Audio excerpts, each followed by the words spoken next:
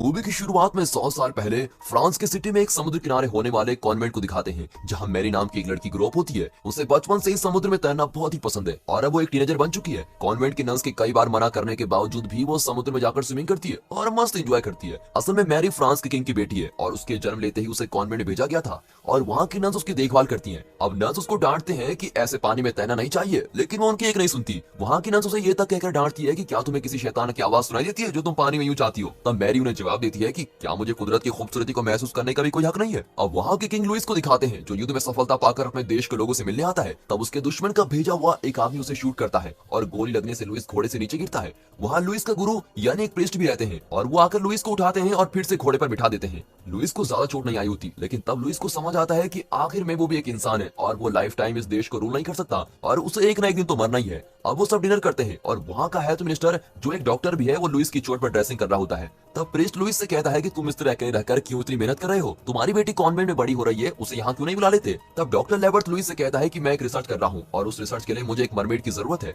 उस मरमेड के खून से मैं आपको इमॉर्टल बना सकता हूँ। कि आपको बिना मौत की जिंदगी जीने की ख्वाहिश नहीं है। इसे सुनते ही लुइस भी इमॉर्टल होने की आशा में उस मरमेड को पकड़ कर लाने के लिए ऑर्डर देता है और कुछ लोगों को समुद्र में भेजता है। अब अपनी जान को रिस्क में डालकर लुइस की ऑर्डर को ओबे करते हुए कुछ लोग समुद्र के बीच आते हैं। जो उस ग्लास से दूर देख रहा है वही हमारा हीरो येव्स है। अब वो कुछ देख लेता है और नीचे उतरकर सभी से कहता है कि सारे बॉम्ब रेडी रखो। अब ये कहकर वो पानी में बॉम्ब फेंकता है और वहां ब्लास्ट हो जाते हैं। फिर कुछ देर बाद देखते हैं तो जाल में कुछ फंस जाता है। फिर वो काफी फोर्स लगाकर जाल को ऊपर उठाते हैं। अब देखते हैं कि दो मरमेड जाल में फंसे हैं और वो मरमेड जाल से बाहर निकलने की कोशिश करते हैं। फिर पता चलता है कि उनमें से एक मेल मरमेड है। तब उसे कोई सोल्जर शूट करने जाता है और ये उसे रोककर उस मेल मरमेड को फिर से पानी में छोड़ देता है, क्योंकि इन्हें सिर्फ फीमेल मरमेड की जरूरत होती है। फिर वो लुइस को कबूतर के जरिए खबर भेजते हैं कि उन्होंने मरमेड को पकड़ लिया है और लुइस भी इस खबर को सुनते ही खुश हो जाता है। लेकिन प्रीस्ट को ये सब पसंद नहीं आता और उन्हें लगता है कि इमॉर्टल बनना भगवान की इच्छा के अगेंस्ट जाना है और ये सब शैतान का खेल है। और फिर वो लुइस की रिक्वेस्ट करने पर उस कॉन्वेंट में जाकर मैरी को लुइस के महल में ले आता है। अब क्योंकि मैरी पहली बार महल में आई होती है, इसलिए वो उसकी खूबसूरती को देखकर बड़ी सरप्राइज होती है और अब पता चलता है कि मैरी एक बहुत अच्छी म्यूजिशियन है और वो वायलिन भी बड़ा अच्छा बजा लेती है। अब लुइस को सुबह जगाने के लिए काफी म्यूजिशियन मिलकर वायलिन बजाते हैं। उस दिन सुबह लुइस वो सुनकर उठता है और कहता है फिर से यही म्यूजिक, ये सुनकर मेरे कान पक गए हैं।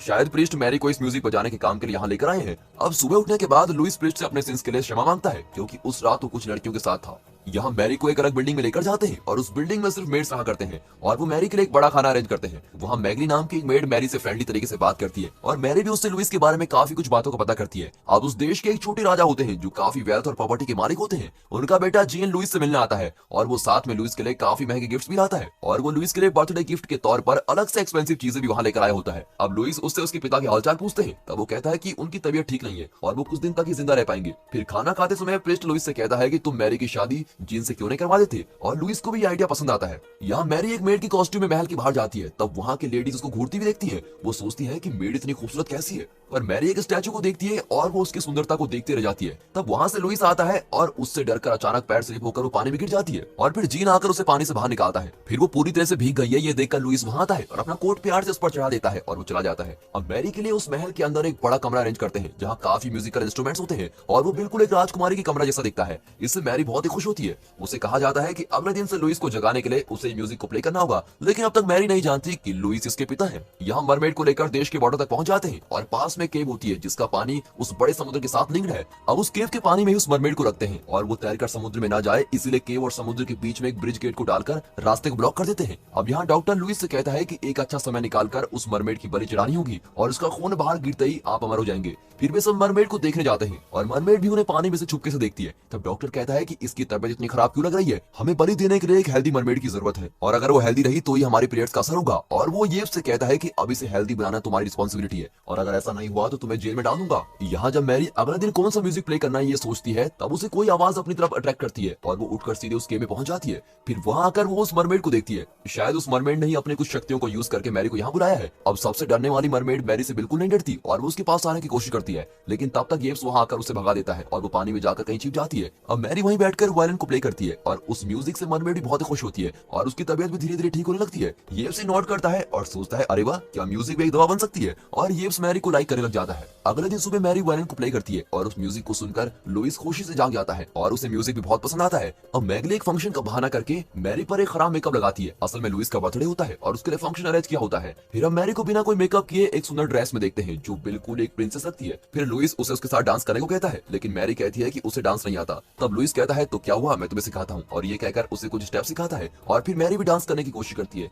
लेकिन अभी भी इसे पता नहीं है कि लुइस इसकी डैड है और उसी समय जैन मैरी को लाइक करने लग जाता है। फिर फंक्शन के बाद आसमान में स्काई क्रैकर्स के नजारे सभी लोग खुशी से देख रहे होते हैं और मैरी चुपके से उस केव में मरमेड से मिलने जाती है और वो येव्स के साथ बातें कर रही होती है। तब डॉक्टर ये दोनों को बातें करते हुए देख लेता है, लेकिन मरमेड की तबीयत ठीक हो रही है ये देखते ही वो वहां से चला जाता है। अब अगले दिन लुइस मैरी के साथ एक गार्डन में जाता है। तब मैरी उससे पूछती है कि आप अक्सर लेडीज के साथ इस गार्डन में आया करते हैं। इस पर लुइस कहता है कि नहीं नहीं, मैं आज 18 साल बाद यहाँ आ रहा हूँ। 18 साल पहले मैं जिससे प्यार करता था उसके साथ यहाँ आया था और उसकी तस्वीर भी बनाई थी मैंने। आज तुम्हें यहाँ लेकर आया हूँ तो तुम्हारा भी स्केच बनाऊंगा, और ये कहकर वो उसका स्केच बनाता है और मैरी को बहुत ही पसंद आता है। फिर महल जाते ही डॉक्टर लुइस को खबर देता है कि अब मरमेड की हेल्थ ठीक हो गई है और उसी समय दूसरी अनाउंसमेंट भी आती है कि उस छोटे राजा की मृत्यु होने के कारण अब उसका बेटा जीनी उसकी प्रॉपर्टी का मालिक बनेगा। तब उस फंक्शन में मैरी और येव्स को देखकर लुइस समझ लेता है कि मैरी येव्स को पसंद करती है। फिर उस मरमेड को उन्होंने किस तरह से पकड़ा था इस बात को एंटरटेनमेंट के लिए वो बोल रहे होते हैं और उस समय किसी बात पर जेन और येव्स के बीच कुछ आर्गुमेंट्स होते हैं। फिर एज यूजुअल मैरी चुपके से उस गेम में जाती है और वो अचानक पानी में कूद जाती है और वो इस मरमेड के साथ स्विम करती है। उसे लगता है कि मरमेड इसे कुछ कर देगी, लेकिन ऐसा कुछ नहीं होता। इनफैक्ट मरमेड उसके साथ फ्रेंडली मैनर से पेश आती है और वो उसके एकदम पास आ जाती है।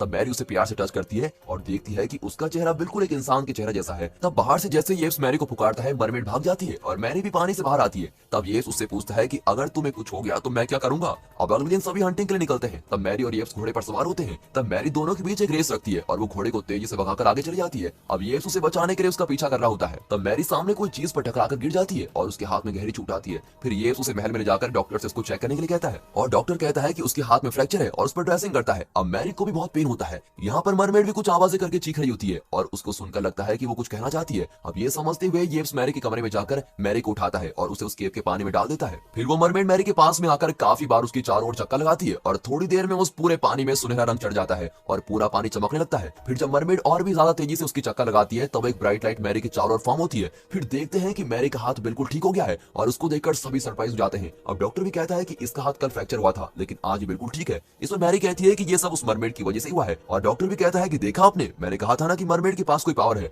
तब लुइस उसे कहता है कि मरमेड की पावर को यूज करने के लिए हमने कोई बड़ा प्लान बनाया है। अब ये सुनकर मैरी कहती है कि आपने सही डिसीजन लिया है। अच्छा, तो आप इस मरमेड की मदद से कई डिजीजेस से सफर कर रहे लोगों का इलाज करने वाले हैं। उसे लगता है कि लुइस ने ऐसा प्लान किया है, लेकिन उसे नहीं पता कि वो मरमेड की बलि चढ़ाने वाले हैं। फिर ये उसे बताता है कि इस मरमेड को यहाँ किंग के लिए लाया गया है और इसे यूज करने के लिए उन्होंने बड़ा प्लान बनाया है। तब मैरी उसे कहती है कि किंग इसे नहीं मारेंगे और मुझे उन पर पूरा विश्वास है। और फिर वो दोनों साथ में घूमते हैं और बातें करते हैं। इस तरह वो दोनों एक दूसरे से प्यार करने लग जाते हैं।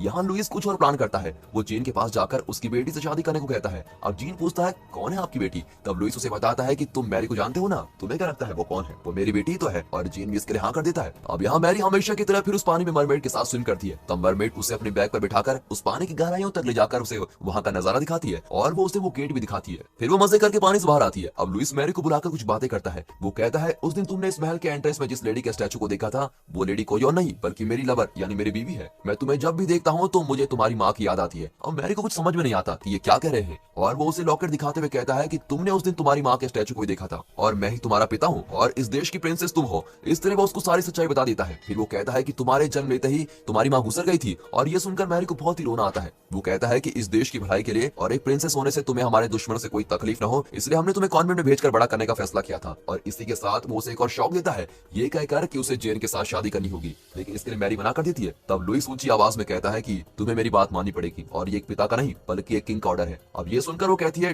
ठीक है और फिर जोर से रोते हुए वहां से भाग जाती है। यहाँ प्रीस्ट मरमेड के पास जाकर उसे देखता है और सोचता है कि ये तो इतनी खूबसूरत है और इनोसेंट है और ये इसको मारने वाले हैं। फिर वो उस डॉक्टर से मिलकर उस मरमेड को मारने से रोकने के लिए बातें करता है, लेकिन लाख समझाने पर भी डॉक्टर नहीं मानता। अब यहाँ मैरी महल से कहीं भाग न जाए इसलिए उसके कमरे के बाहर 2 सोल्जर्स को रखा जाता है, लेकिन मैरी उसकी विंडो से छलांग लगाकर भाग जाती है और उस केव में जाकर मरमेड से मिलती है। तब मरमेड उसकी पावर से असल में उस दिन क्या हुआ था और वो कैसे फंस गई थी ये सभी बातें बताती है। वो मैरी से अपनी आंखें बंद करने को कहती है। अब आंखें बंद करते ही वो देखती है कि 2 बॉम्ब्स उस समुद्र में ब्लास्ट होने से मरमेड की फैमिली उसमें फंस जाती है और तब वो मरमेड अपने हस्बैंड और अपने बच्चे के साथ रहती थी और उसी समय जान में उसका हस्बैंड फंस जाता है और उसको बचाने के लिए मरमेड अपने बच्चों को दूसरे मरमेड को सौंपकर अपने हस्बैंड के पास जाती है और फिर वो भी जान में फंस जाती है और वो लोग उसके हस्बैंड को शूट करने की कोशिश करते हैं। तब येव से उसको बचाकर फिर से पानी में डाल देता है। अब ये सब देखकर मैरी हैरान हो जाती है और वो बाहर आती है। यहाँ लुइस और डॉक्टर मिलकर मरमेड को कब मारना है ये प्लान करते हैं और उसका स्केच बनाते हैं। अब येव्स को पता लगाना होता है कि वो लोग असल में मरमेड का क्या करने वाले हैं, इसीलिए वो एक दिन चुपके से जाकर उनकी रिसर्च को स्टडी करता है और फिर उसे पता चलता है कि वो मरमेड को सेक्रीफाइस करने वाले हैं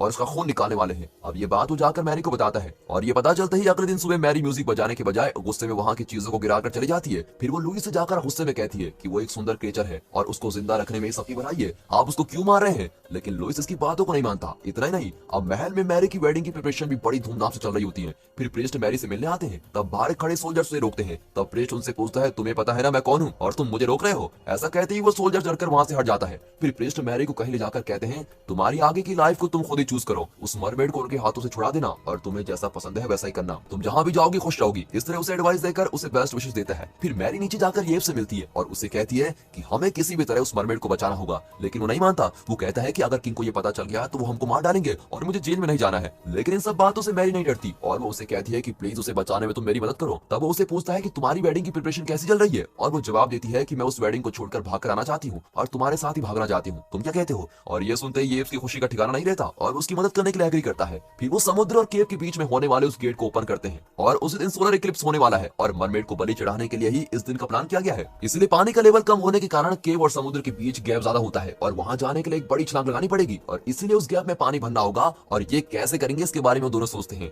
और जल्दी वे वहां से एस्केप होने वाले हैं। ये सोचकर वे किस करते हैं और मरमेड उन दोनों को प्यार से किस करते हुए देख लेती है। फिर वे पानी के फ्लो को रोकते हैं और उसे बचाने के काम में लग जाते हैं। तब तक वहाँ डॉक्टर आ जाता है और दो सोल्जर्स को भी साथ ले आता है। सोल्जर्स उन्हें शूट करने की कोशिश करते हैं। तब येव्स एक सोल्जर के हाथ से गन छीनकर उन्हें शूट कर देता है और डॉक्टर दूसरे सोल्जर से गन लेकर उस मरमेड को शूट करने की कोशिश करता है। तब मैरी वहां से चिल्लाकर कहती है कि हमने गेट को खोल दिया है, किसी तरह जंप करके वहां पर चले जाओ। और मरमेड भी देखती है कि गेट अब ओपन है। तब येव्स आकर डॉक्टर को पकड़ लेता है और दोनों एक दूसरे को शूट करते हैं और दोनों पानी में गिर जाते हैं। अब गोली किस पर चली है ये पता न चलकर मैरी घबरा जाती है और पानी में खून भरने लगता है। तब मैरी डॉक्टर को एक व्हील को पकड़कर ऊपर आते हुए देखती है। अब डॉक्टर उसे कहता है कि तुम बेकार में मेरी रिसर्च के बीच में आकर मुझे क्यों टॉर्चर कर रही हो, मैं तुम्हें जिंदा नहीं छोड़ूंगा। और ये कहकर उसको मारने की कोशिश करता है और वो एक चेन से उसको मारने लग जाता है। तब मैरी मरमेड से चिल्लाकर कहती है कि तुम यहाँ से भाग जाओ। लेकिन मरमेड उस तरफ घायल होकर तड़प रहा येव्स को देखती है और यहाँ डॉक्टर एक रस्सियों की कॉइल पर खड़ा होता है और मैरी रस्सी के दूसरे एंड की वेट को एक व्हील से बांध देती है और डॉक्टर का एक पैर भी उस रस्सी में फंस जाता है। अब व्हील के घूमते समय डॉक्टर भी पानी के अंदर जाने लगता है और इस तरफ मरमेड येव्स को लेकर एक जबरदस्त जंप मारती है और सीधे समुद्र के साइड में जाकर गिरती है